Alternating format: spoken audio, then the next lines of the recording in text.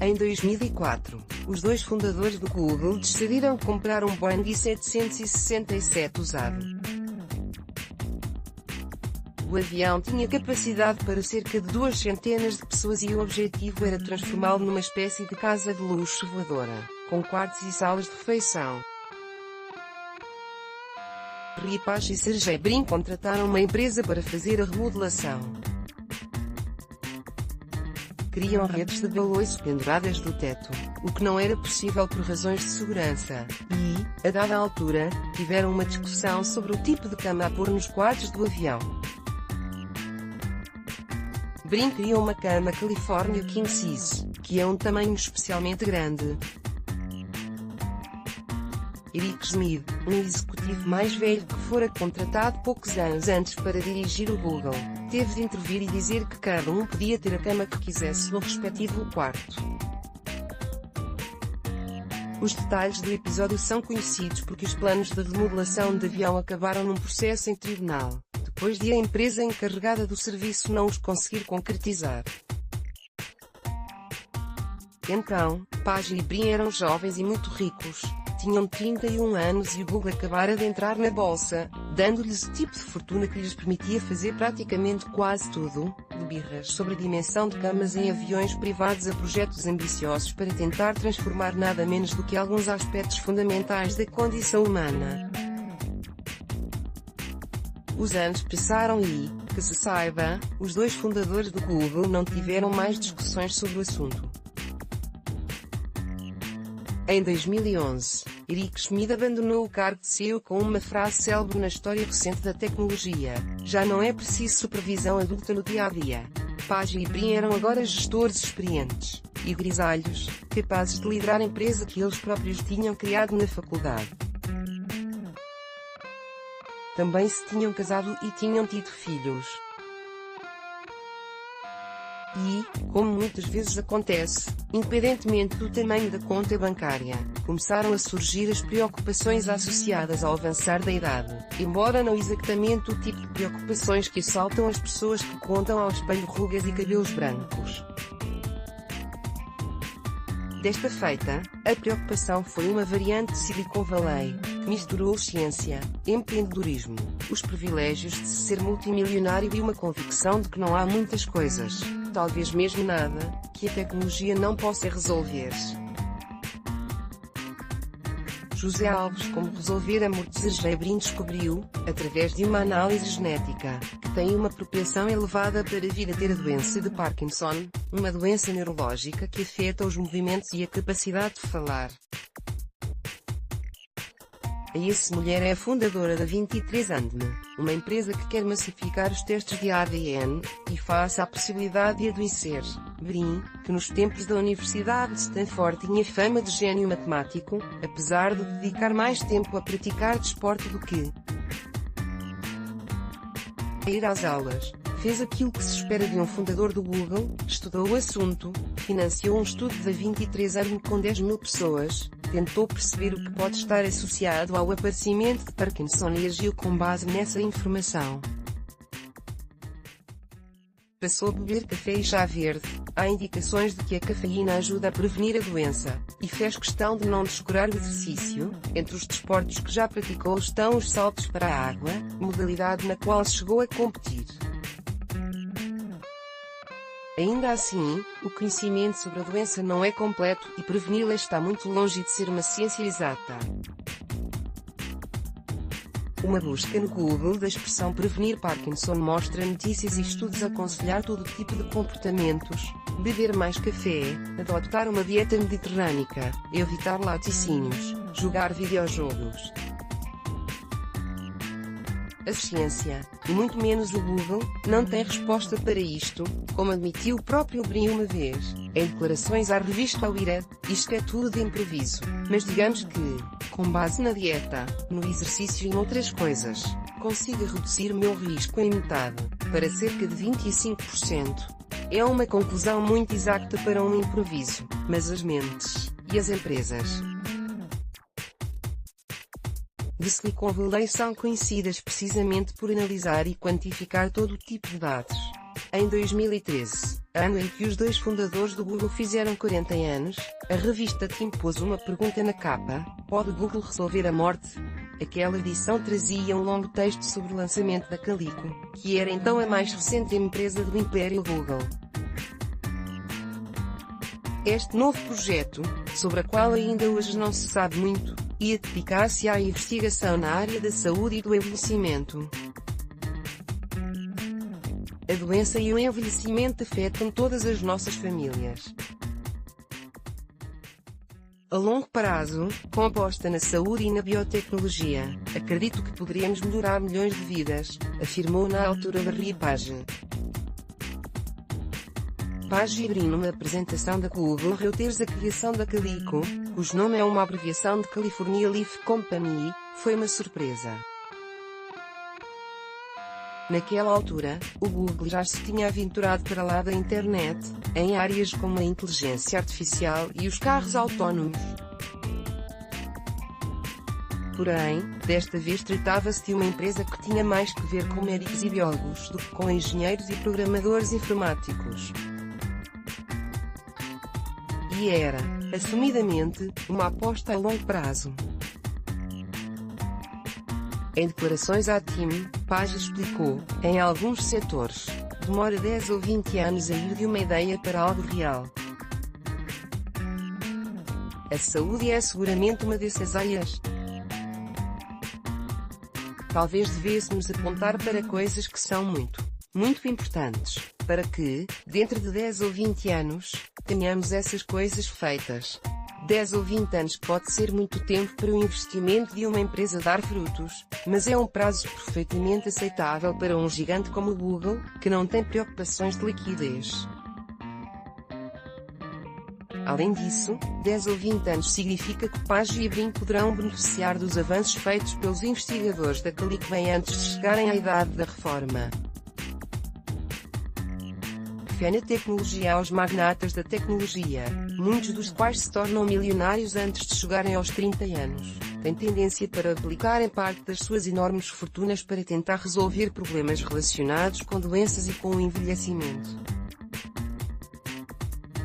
Mas as situações são muito diferentes. Por exemplo, Bill Gates tem gasto tempo e milhões para erradicar a malária e melhorar as condições sanitárias em países em desenvolvimento.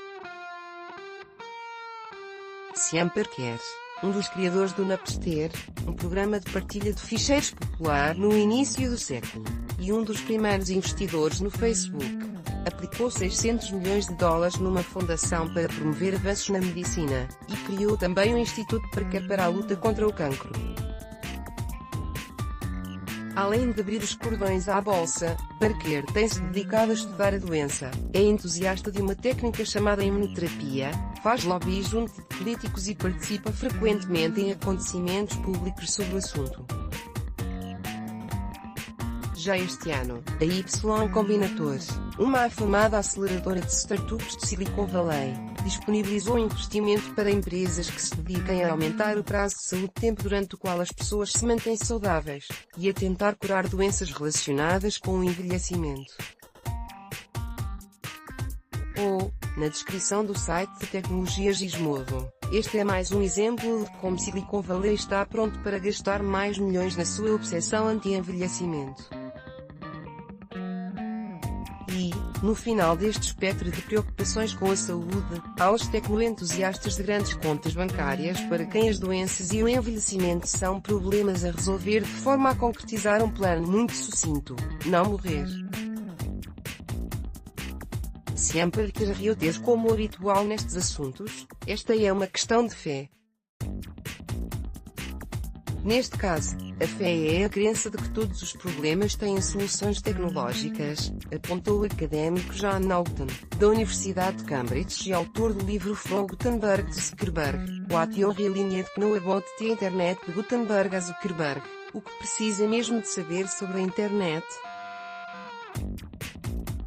Num artigo para o Observer, Naughton classificou a Calico como o típico produto do campo de distorção da realidade que é Silicon Valley. A expressão campo de distorção é mais frequentemente usada para referir a capacidade que teve Jobs para convencer quem o rodeava de que uma determinada ideia era verdadeira, por muito que todos os factos indicassem o contrário. O grupo de Silicon Valley quer outra coisa. Eles estão a tentar tornar a morte opcional, continuou Naughton, e acham que pode ser feito. Afinal, como disse um engraçadinho há umas décadas, a morte é a forma de a natureza dizer que fomos despedidos. Quando já procriamos e criamos alguns filhos, a evolução considera-nos dispensáveis, para lá do nosso prazo de validade. Por isso, fez com que algures no nosso ADN haja genes que progressivamente ativam o processo de envelhecimento, acabando por levar a que os nossos corpos entrem em falência. Para as pessoas dos computadores, o ADN é apenas código, e o código pode sempre ser modificado. Um dos casos conhecidos desta fé na tecnologia é o do inventor Ray Kurzweil.